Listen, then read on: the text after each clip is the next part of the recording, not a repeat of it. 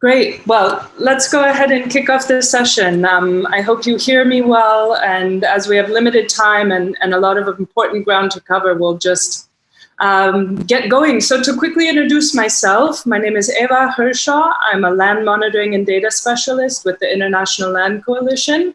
We have more than 250 members working across 78 countries, one of which Angok is going to be speaking on the panel today. ILC is part of the data working group that belongs to the Defending Land and Environmental Defenders Coalition, which organized this event today and that Anna will be representing in the panel.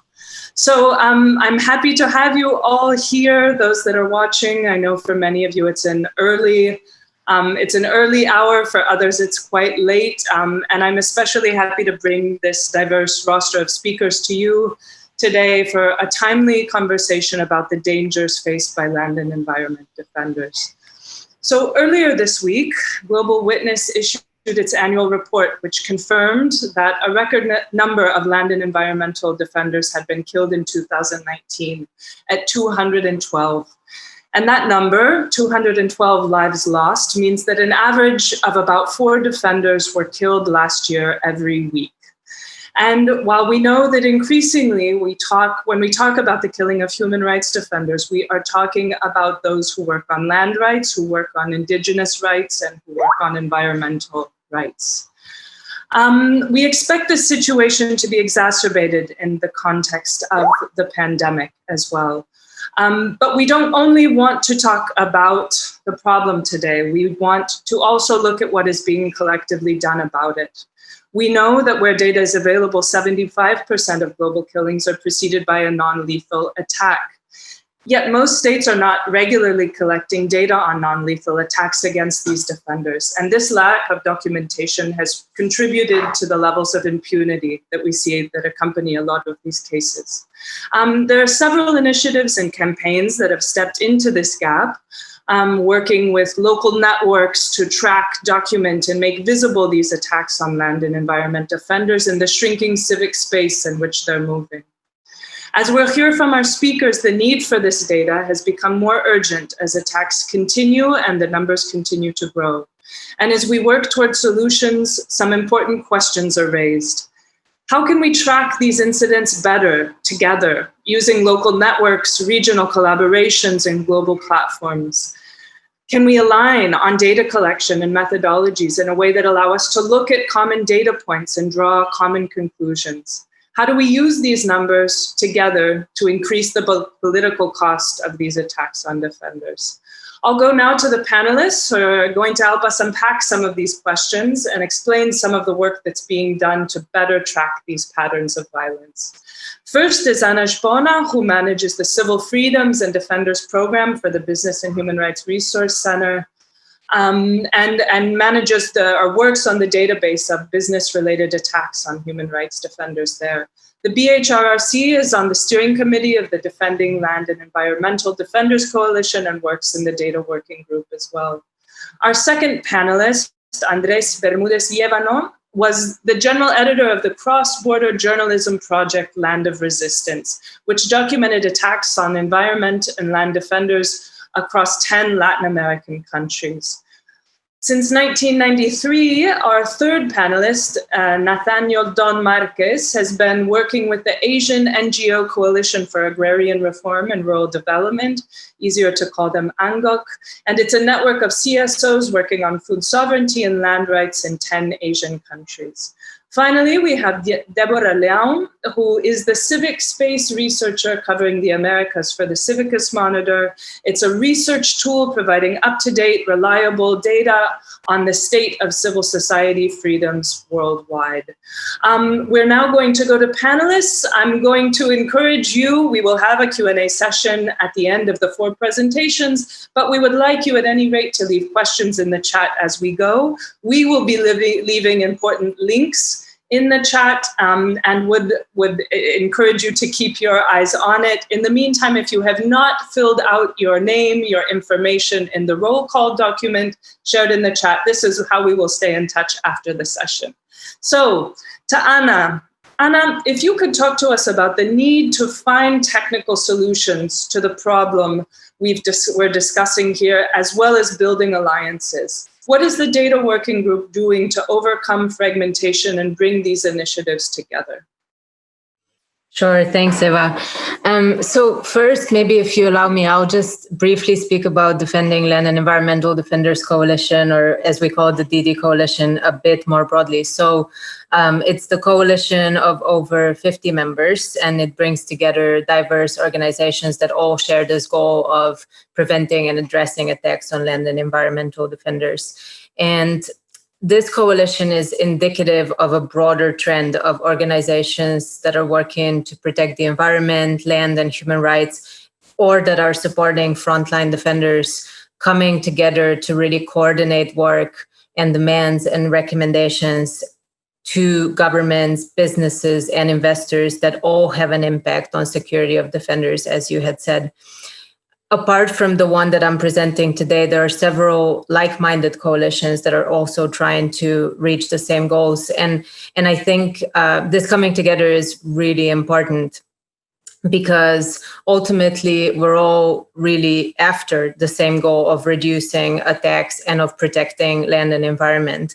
And we realize that not one organization can achieve these goals alone. So really, this is why this coming together is so crucial. And perhaps this is even more visible with the question of data, as you mentioned. We know that numbers of attacks on defenders that are protecting land and environment are more stark than among almost any other group of defenders. As you said, 212 killed in 2019 versus, for example, 26 killings of journalists that were recorded in 2019. It's a stark difference. And so really it's this gravity that's bringing people together.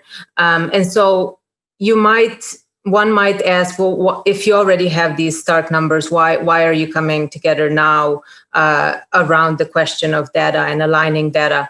And what we had realized in the DD coalition is that there was a need for a data working group, as we call it, because there was this fragmentation, as you had mentioned. We realized that we all collectively realize that different data collectors that have come together locally, regionally, internationally, that there are gaps in the coverage of the data that we have.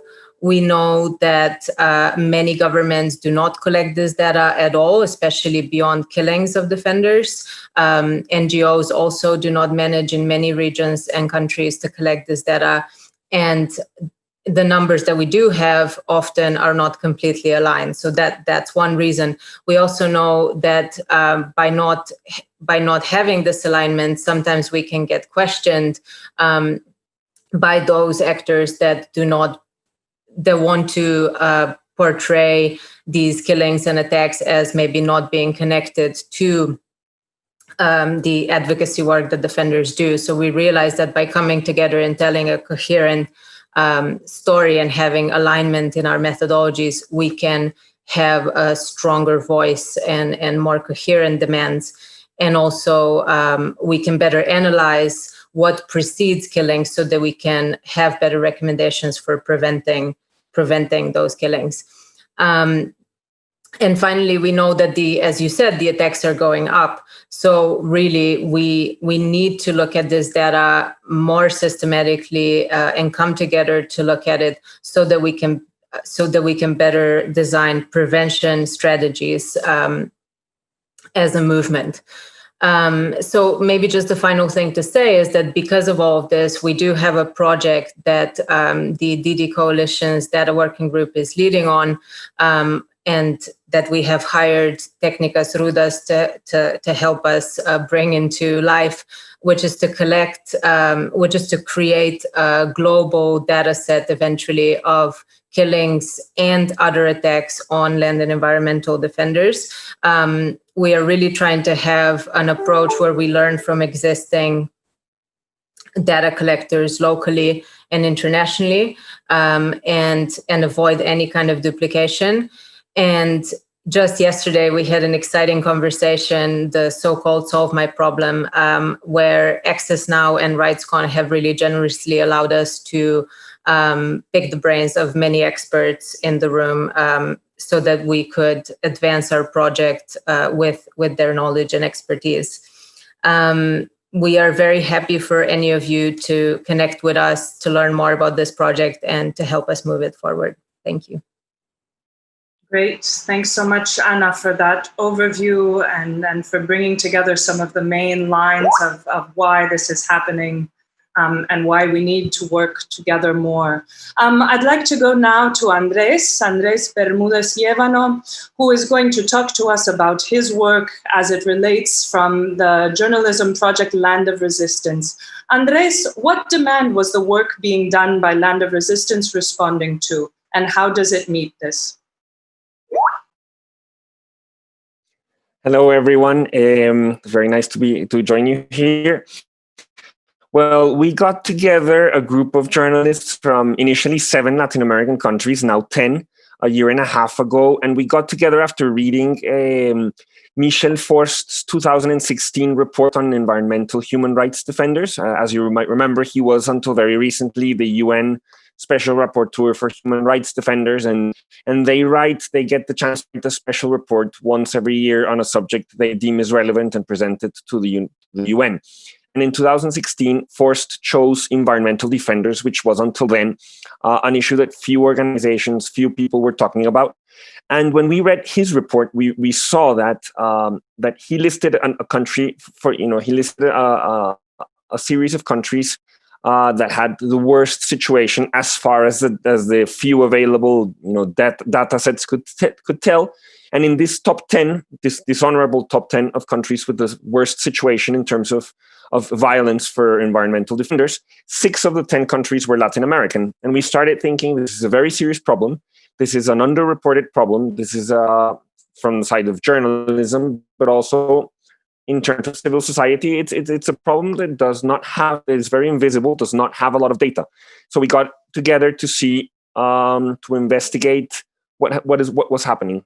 And we wanted to investigate not only murders, which is the one category which is usually a bit more visible, but all the different patterns of violence that are affecting Latin American environmental leaders. And this is why we got together to work on this cross-border collaborative investigative journalism project. Reporters from 10 different countries, including on-the-ground reporters, data reporters, videographers, and we launched our special project for the first time last year in April 2019.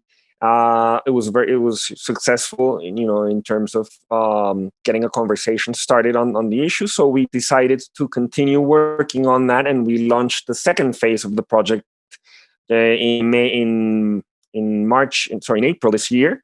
In total, we compiled a database with 2,367 attacks in over a period of 11 years in these 10 countries, which shows you how bad it is, including some countries where it's very difficult, like Colombia, Honduras, Brazil, Mexico. And a few others where theoretically there wasn't much data, like Ecuador, Bolivia, or Argentina, but where you can still see problems. And with that, we also included 29 long format investigations on individual cases. So that was and we published it in more than 25 media outlets. Thank you, Andrés, for that overview of the need that this project was meeting and some of the connections that were made in the process of collecting that data. I want to move now to Dawn. Dawn, are you there? Yes, we have Dawn here. Okay. Dawn, if you can go ahead. ANGOC, as we know, is a regional network that is collecting data across several countries. I'm hoping you can talk to us about what the advantage was of creating a regional rather than a national-based system to track incidents against defenders. Thanks, Eva, and a pleasant good morning to all. Let me start by saying that the importance of the issue and the existence of country-level monitoring initiatives make our regional work relevant. As in the case of Angok, the Land Conflict Monitoring Initiative traces back from the need and the work of our partners in 6 Asian countries, where land and land rights has always been a source of conflict. With the increase and intensification of cases, data reflect the strong correlation between land conflicts and rights violations for rights defenders and communities alike. Incidences of killing and harassment exist with the hunger for land and the consequent onslaught of development for mining, plantations, and economic zones. Meanwhile, as land activists and defenders disappear or killed, subtle ways of harassments through legal means are being employed by the state authorities to silence them. In most cases, also, the judicial system is restricting public participation. This, in effect, limits the space available for civil society organizations for demanding accountability from the state and other stakeholders. It is in this context that Angok, in partnership with the Landwatch Asia campaign, partners in Bangladesh, Cambodia, India, Indonesia, and Nepal and the Philippines, have bonded together to contribute to the goal of reducing land rights violations and to recognize that right to land is a human right. As such, a central strategy of our campaign is the conduct of country land conflict monitoring reports. In 2018, the 6 countries undertook monitoring studies using secondary data to understand what and where land and resource conflict occur. These studies, however, face a number of challenges. For one, the studies are not all inclusive, as many land conflict cases go unreported. Governments do not readily disclose reliable information about land conflicts. Thus, the use of community data as well as other sources, including media and civil society organizations, is necessary in order to get an idea of the real size of the problem. It should be noted, though, that media often focuses on events that are deemed newsworthy, such as violence and crime, rather than long-standing land conflicts. Civil society organizations and networks, on the other hand, in the 6 countries have also limited reach, with the more remote and inaccessible areas least likely to be reported on. Methodology-wise, we did not have a uniform process and hence, we could not consolidate the results of the 6 countries at the regional level at that time. This situation weakens our advocacy as a regional campaign. Now, Eva, if you can share this to the screen, just one slide where because of these circumstances, the Landwatch Asia partners decided to reform our land conflict monitoring initiative by developing coordinated and common reporting tools upon assessing what kind of information we need. First, conflict is defined as situations wherein 2 or more stakeholders compete for control over resources, decision making, and truth. We agreed to use the case approach, looking at a set of competitive relationships such as the biophysical, legal, political, economic, social, and cultural conditions surrounding the conflict. We will also study the relationships or the set of competitive interactions between 2 or more stakeholders that define a conflict. Basically, we see 3 types of stakeholders. We have the land rights holder, whose rights to and relationship with the land under contestation is held under law, tenure, custom, which are inherent to their survival and identity. The aggressor, whose claim over the land under contestation is not inherent to the survival and identity. So this is the second type of a stakeholder. The private sector and government and as well as state-owned enterprise comprises this type of stakeholder in most of the cases. Third party type of stakeholder are third party, which are usually the mediators, civil society organizations, arbitrators like judicial courts. Finally, we shall monitor the incidents or string of events that indicate ongoing conflicts, simply what actions and the corresponding consequences of such actions have opposing stakeholders taken to pursue their interests. As in almost all inland conflicts, an incidence of violence occur, and the most visible form of violence is physical, such as killing, injury, eviction, displacement. However, violence can also be psychological, such as grave threat, verbal abuse, or violence can be economic, as in denial of access to resources, or violence can be political, in situations of denial of participation and self-determination.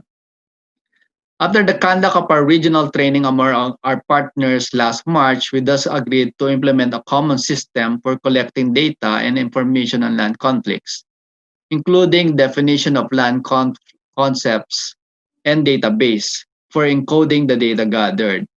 For 2020, the 6 country reports shall describe the prevalence and types of conflicts, examine the nature and causes of land and resource conflicts, discuss the impacts, as well as draw up recommendations based on the study findings and consultations. The regional platform will continue to act as a mechanism for sharing information and using the information for planning and action. On the other hand, linking with a global network such as the Defending the Defenders Coalition is an opportunity to share our monitoring tools and importantly, the research findings with the view of pushing policies and taking concrete actions in minimizing, if not eliminating such conflicts happening on the ground. Thank you very much. Great. Thank you, Don, for that overview of Angok's work. And I think a lot to learn from there, a lot of experiences across those countries brought together. I'm going to go over now to Deborah Leaum. And Deborah, we're looking at organizations that are building monitoring systems that would track things across countries, where the Civica Monitor has good experience with that over some 170, 180 countries. If you could talk to us about the strength that you found in the alliance that Civicus has built around this information, and the importance of going beyond the data to mobilizing these numbers and to making them visible in a way that can lead to further discussion. Yes, thank you, Eva, and thank you everyone who's joining us. So Civicus, let me just first give you an overview of the Civicus Monitor. So the Monitor, as Eva said, tracks the status of society, freedoms worldwide, that is especially freedoms of assembly, association, and expression, and also the state's duty to protect these freedoms. And so what we track isn't only negative, so it's not only attacks and restrictive laws, for instance, but also positive developments, which can be enabling laws or protection frameworks that are being created, all of these that take many forms. And our top level goal with the Civicus Monitor is for it to be a valuable resource for civil society, right? For it to enable discussion and advocacy about civic space that is rooted in evidence.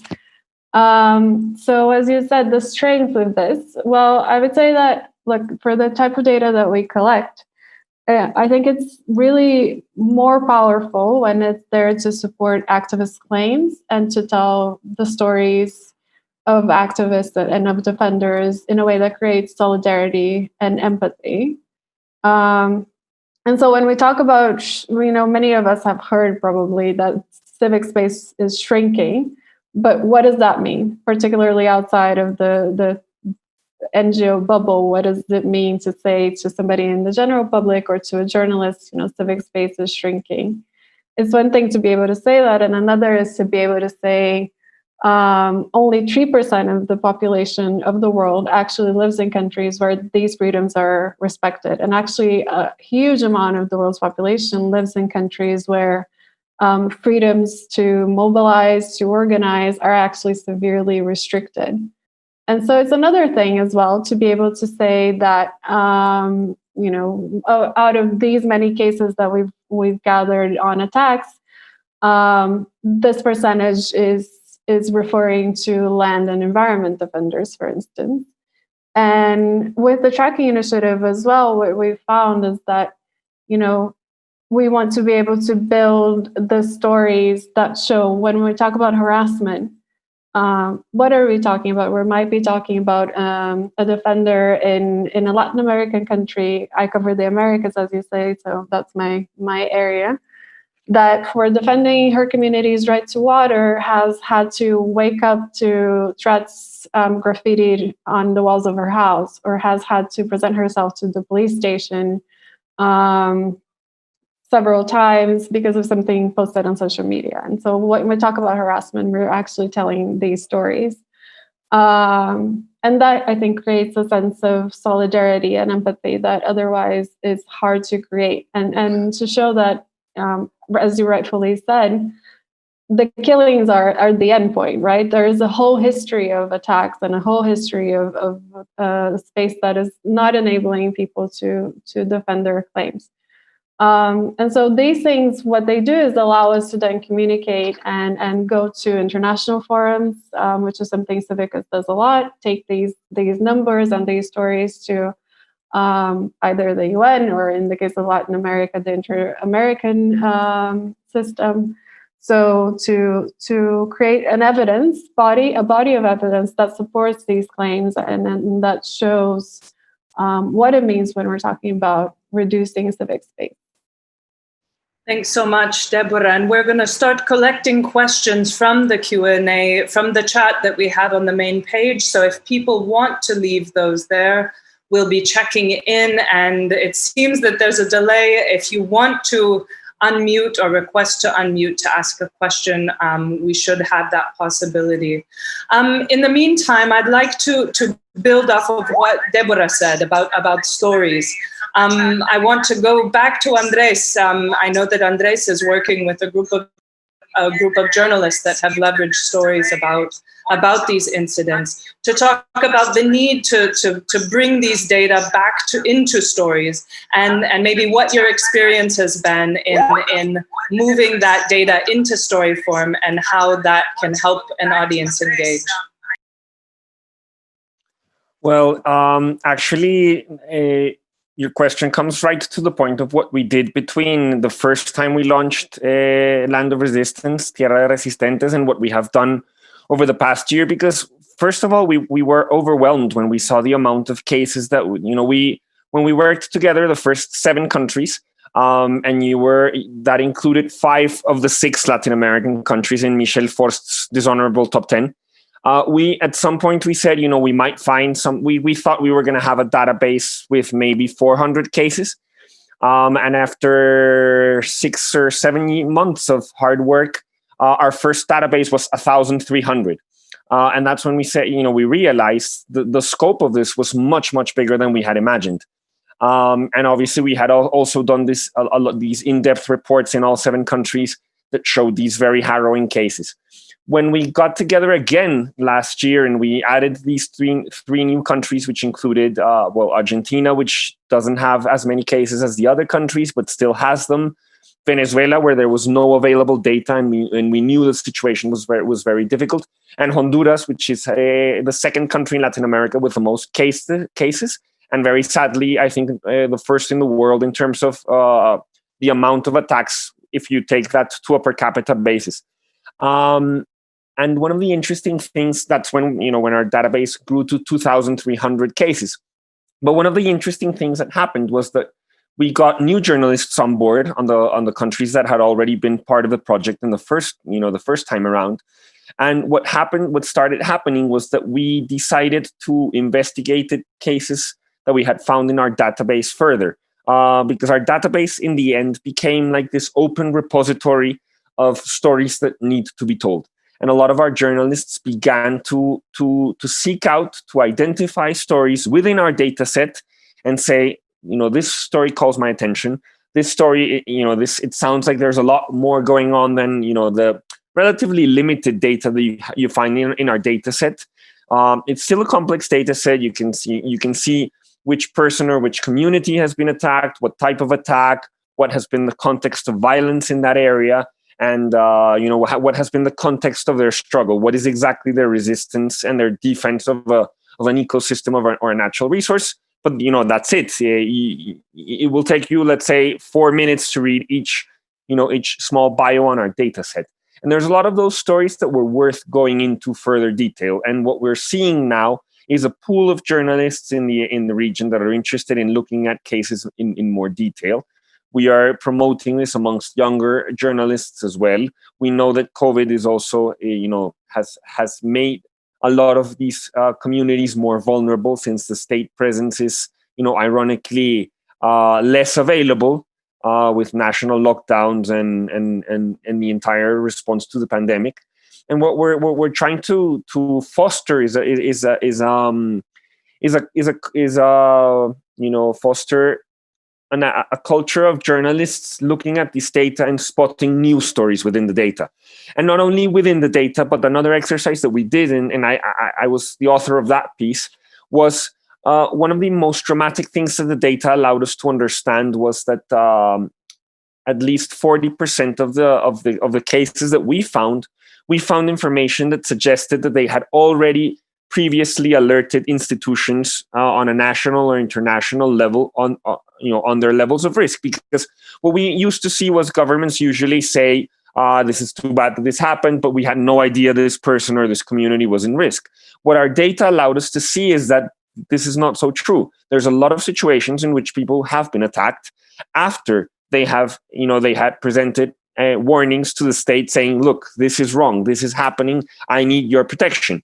And we realized that even when communities took their situation to the highest international levels, which in our case is, as Deborah was saying, the Inter-American Human Rights Commission or the Inter-American Human Rights Court, and we did a big story showing how in at least 7 significant cases, episodes of violence had happened even after the Inter-American human rights system had either made warnings or had even issued precautionary measures, which means the states were not complying with the very serious recommendations given by the maximum organ in human rights in Latin America.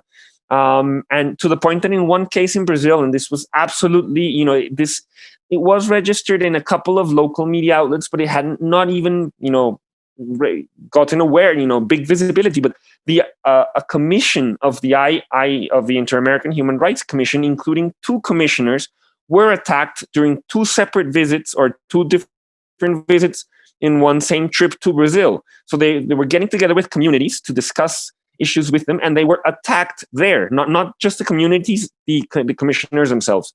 And so we there was this one big, more transversal or more across the board story that we did on how even taking your case to the highest up organ does not guarantee that you will be protected or you will be awarded state protection. And this is the other thing that we find that's very interesting about the data. It is allowing us to see stories that we did not see before. Like, were it not for this database, we would not be able to see this. We would not be able to put data to marry data to some of the other intuitions we had and that we were confirming with our data, like the fact that in our case of our data set, which is by no means complete, it is what we found. There must be more cases. But we found that 56% of the attacks happened against ethnic minorities, whether indigenous or Afro-descendant.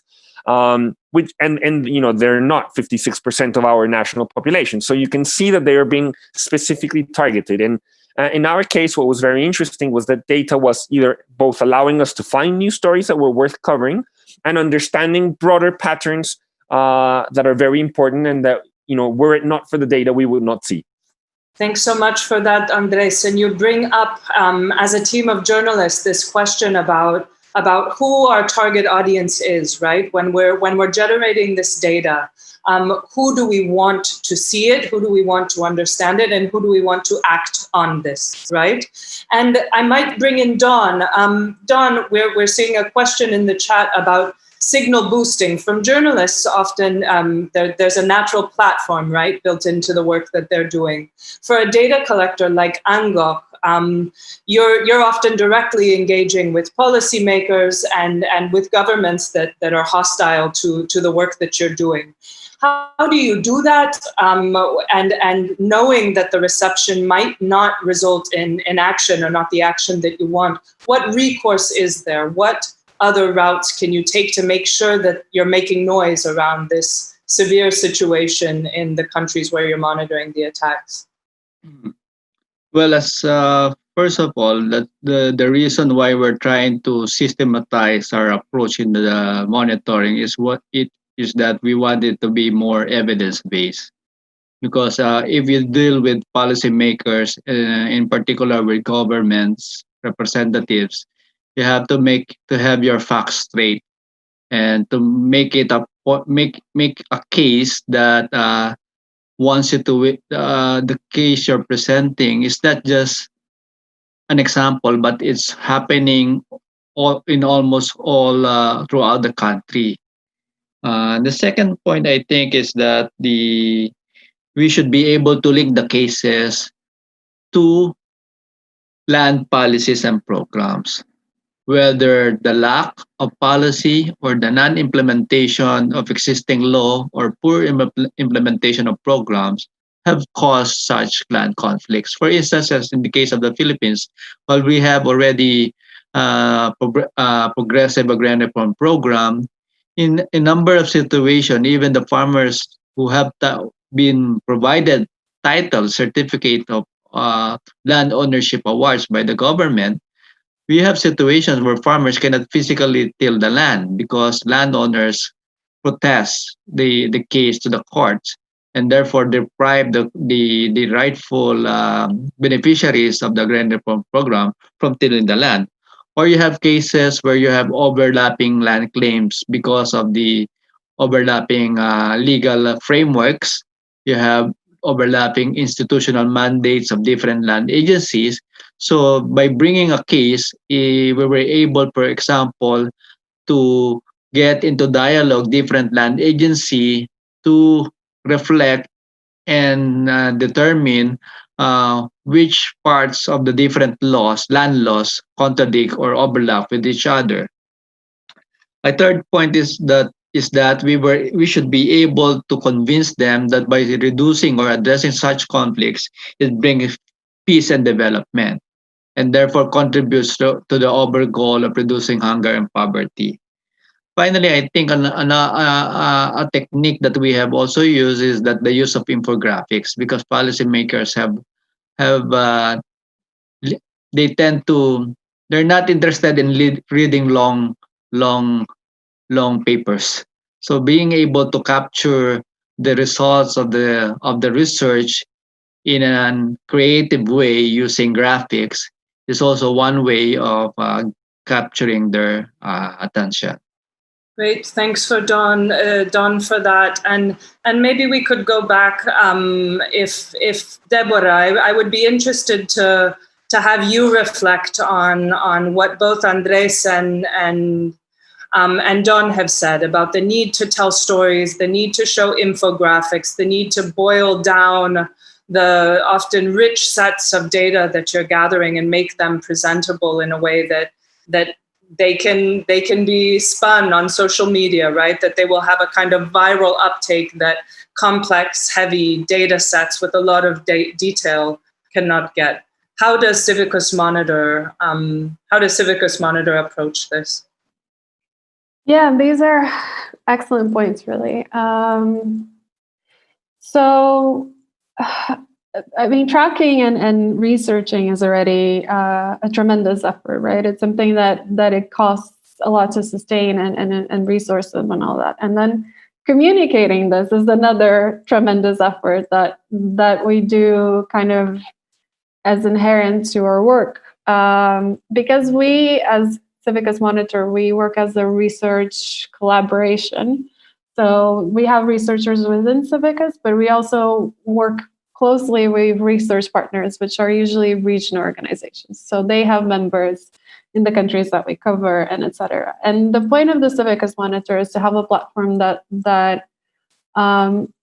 gives you pretty up-to-date information compared to what is usually available. So instead of an annual report, or sometimes data is 1 year or even more outdated than that, you have a platform where you have a certain dynamic. And so one way that we found to kind of signal boost and to tell these stories is working with our research partners that are regional and their local partners as well. Is, for instance, when we have situations of reducing civic space where it's dramatic or it's been through a long time building through laws and through attacks and through whatnot, that freedoms are getting more and more restricted. Sometimes we come to a point where the Civica Monitor also provides ratings. So they are ratings on civic space for each country. So let's say Canada is open, Brazil is obstructed, all of that. So we sometimes use these ratings as a way to communicate these stories. So let's say last year we saw that there was an important decline in freedoms in Serbia. And we got this from our data and also from our work together with our research partners and their members. So this was building up for a while there. And finally, we came to a point where we said, well, we're downgrading Serbia. We're moving it from one rating to another. And now let's do a communications effort and an advocacy effort to show what that means within the country. And so we put together a press conference there, which helped get a lot of media out to say, oh, these freedoms are being restricted. And this is the data that we're collecting that's showing these freedoms being more and more restricted. And there you can also bring activists who may be able to tell that story from their perspective, which is what we did. We were able to bring in people who are in Serbia. This press conference took place in Serbia. And so who are able to say, well, the restriction of these freedoms impacts me in this way. And then obviously you can create infographics. We have somebody on our team who's dedicated to kind of doing that communications and thinking of how the data can be best visualized and using all these tools together. But I think an important aspect for us is if we're doing storytelling, if we're doing communications, we want our analysis to always be grounded in the local realities. And to hear them when they say, this is happening here, we want to highlight this, working with them to do that through our data. Great. I want to go back to Dawn, who's asked to respond in 1 minute to this comment, and then I want to move on to another question about tech. So Dawn, go ahead. No, just to put into caution that we should not fall also to the temptation of sensationalizing these stories, because of paramount importance, I think, is the security and the safety of communities. We should get the permission of communities wherever we use the case in terms of advocacy. They should be well informed about it, the risks involved before we go into the battle arena. And in certain situations where the security is not that is very, very much risky, then we usually organize closed door meetings with the parties involved. Thanks. Great, thanks, Don. And we had a question in the chat that hints at an important aspect of this work as well, which are tech companies that we engage with. Oftentimes, tech companies can be partners. We rely on them. Their software is what we use. I wonder, Anna, if you could speak about the challenges of choosing companies, platforms to work with in order to ensure that the data you're collecting is safe. Definitely. Thanks, Eva. So I think one of the greatest challenges that we are facing with our global data project that I mentioned is precisely choosing the right platform that can help us merge data safely. Of course, there are some known solutions that many of us already work with, and developer society, Docs come to mind here. But I think that is going to be one of the biggest challenges, because we're very aware that if this data falls into the wrong hands, basically there are huge implications that can face defenders that this data is collected about. And that's why one of the biggest things that we're thinking about is how to choose a platform that doesn't collect any unnecessary data on the users, that also doesn't allow the company to have access to that data. So those are all things that we're thinking about. I think also with the rise of digital authoritarianism and increase in surveillance, including during COVID, these issues come to the fore even more. But I think I also want to mention some positive examples. So, for example, Microsoft has been an important partner to the Business and Human Rights Resource Center, my organization, and in this work. And for example, they have made their account guard service freely available to human rights organizations in April, specifically recognizing that human rights defenders are facing more attacks online during the pandemic. So we think this is one important example of how tech companies can also play an important role in increasing the security of defenders, and including land and environmental defenders. Great, thanks, Anna. I want to go to Carol Excel from WRI, who has a question as well.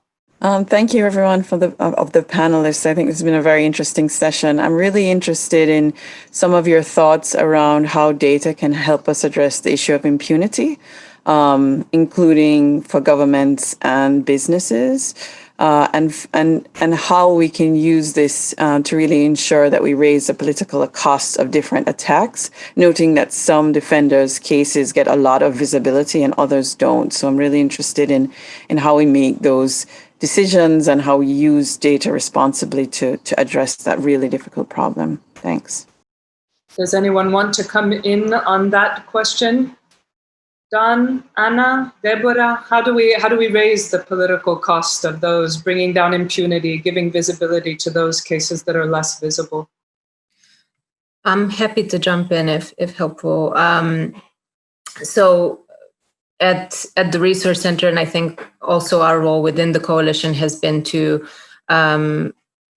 help companies in particular and investors understand that this is a big issue. So maybe that's what I'll focus on. And I think it has been interesting over the past 2 years seeing that investors, in particular responsible investors, such as the Investor Alliance on Human Rights, have really seen the data that we and others have been producing, have taken notice, and have come out publicly with statements in support of defenders and calling on their client companies to do more to address attacks. Another example that really speaks volumes is that IFC has also come out just recently with a statement to their clients calling on them to, during COVID, prioritize protection of defenders and make sure that their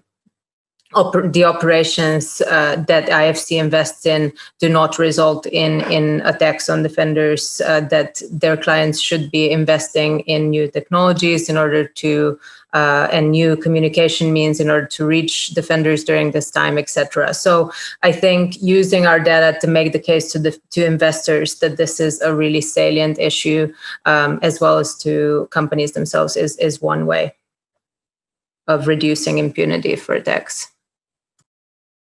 Well, also, I think land conflict or monitoring is just one component. We should look at the broader campaign strategy, by linking with other groups such as national human rights institutions in terms of advocating with policymakers and state bearers in terms of their compliance to human rights. The UN Guiding Principles for Business and Human Rights also is one global framework that we can use in terms of pushing governments and business enterprises in terms of their duties and responsibilities on the impact of their investments to communities. We should also continue to build capacities of communities in defending their rights, in understanding, for instance, contracts with investors in their localities. I would just add, I agree with what everyone just said. I would just add that, well, the data is important because, I mean, we are anyways still facing a problem that is not visible to many, to broader sections of society. Like violence against environmental defenders has become a more visible problem, but it is still not as visible as it should be. So, and both data and stories help, help obviously create awareness for a lot of people about this. I would say in our case, we are journalists and we apply the same criteria that we use in all the journalism we do on other sorts of human rights violations, on for example, when we're also working with corruption, whistleblowers, we treat data of, we think it's an entire ethical area for journalistic reflection. We've made sure we've gone over the data always, and we thinking like, is there any data that we're publishing that could make a defender more vulnerable? And I think that question is at the heart of all the work we do as journalists, and it is. I think it's sort of the same answer to the ones you guys are giving, but we look at it from a sort of like from a different position. Thanks for that addition, Andres. And I want to go to Deborah to start our round of just final comments. We're coming to an end here. So if you just want to take 30 seconds, 1 minute, reflect on what we've been talking about here, and we'll start to close. Yeah, big ask. So I'd say for me, the conversation really highlighted the importance of building these coalitions to present data and present these stories, because with Civica's, one feedback that we get from local organizations is that they're already producing a lot of information, they're already producing reports or tracking initiatives, but they find it difficult to get it to the international sphere, whether it's to the INGOs or to the multilateral or to the general public. And so with Civicus, we have a platform for that, for trying to coordinate responses to emerging issues. And that really highlights to me the importance of sustained collaboration over time, and the role that coalitions have in doing that and getting these stories out there. Thank you, Deborah. And just to remind those that are watching that we're leaving the links to all the initiatives we're speaking about in the chat. We also have a roll call document. Please leave your information there if you would like to receive a follow-up email with these materials if you don't find them there. I'm going to go to you now, Don, if you have 30 seconds to 1 minute. Well, I think based on reflecting on the discussion is the need for a platform, whether it's global or regional or even at the country level, for us to share and even debate where we can triangulate data, share the lessons as well as the outputs of our studies, share our strategies, but most important, express our solidarity, but most important, to take collective actions on these injustices happening around us. I think that's the at the end of the day, that's what we're looking for, what we want to happen. Thank you, Don. I'm going to come back to you, Andres. If you can wrap up, give some final comments. We'll then go to Anna. Sure. I want to say two small things. One is that it is a very concerning reality right now, but there's also a big opportunity. I am particularly upbeat about the Latin American regional agreement called Escazú, which was just signed 2 years ago. 9 countries have already ratified. 2 more, when 2 more ratify it, which should happen over the next few months, it will then come into force. And it's a very innovative environmental agreement, which includes broader participation from communities in decision making, in environmental projects, access to justice. But the third, the third part of that agreement is more protection for environmental defenders. And I think all of the data and all of the stories that journalists and civic organizations like the ones we're sitting here, this is a tangible result of the work we're doing and the bigger visibility that this issue is getting. So I think that that kind of political realities are proof that all this data and all this concern is materializing into something bigger. And the other thing I want to say is that for us as journalists, it's very important and very rewarding to work with social organizations like the ones that are sitting here. We are very interested in continuing this conversation. We think that the more we talk to people like you guys, the better stories we can tell about how this problem is affecting hundreds of leaders and communities. And we look forward to continue covering this on the ground once the pandemic allows us to, and if not, still by phone. And we think that this dialogue is a fundamental part of being able to do that. Andres, thanks so much for those words. And now finally, we'll go to Anna. We just have 1 minute. Anna, if you could make your last comments. Sure. Thank you, Eva. I think my last comments are just that, as Andres said, until a few years ago, only a few organizations were really focusing on this. And here we are sitting with representatives of human rights NGOs, land-focused NGOs, environmental NGOs, the media, journalists, all really focusing on this. And also all of you that are such an important audience in all of this. So what I would just say is let's use this momentum to really continue to call on companies and investors to prioritize putting in place systems that protect defenders related to their operations. And even more importantly, as Andres was mentioning, for governments to continue really prioritizing this in the years to come. So I would just say, do join us in this journey. Join us in the Defending Land and Environmental Defenders Coalition, and as well as in other spaces that we had mentioned. Perfect. Okay, I'm going to have to close there. Thank you so much to those who came. Thank you to the speakers. Please put your name on the roll call if you haven't already. Thanks to everyone for being here, and do stay in touch.